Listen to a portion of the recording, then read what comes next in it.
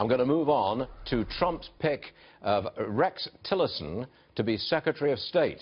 The aforementioned and the heard of John Bolton, American Enterprise Institute scholar, is with us.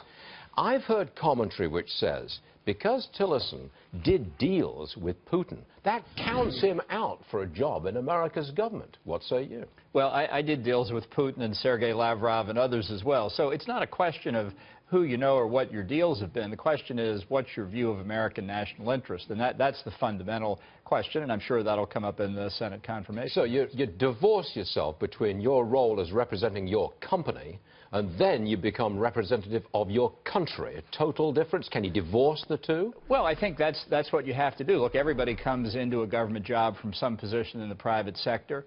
And you're fulfilling a different role.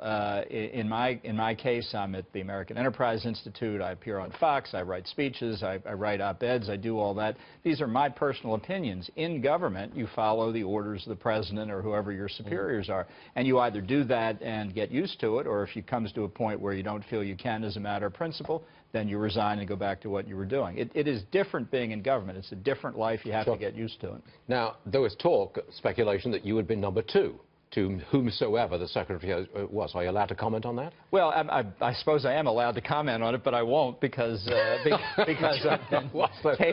taking the position that's not appropriate.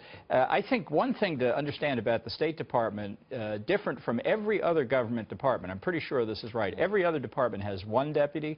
The State Department has two deputies. One is called the Chief Operating Officer. The other is called the Chief Policy Officer.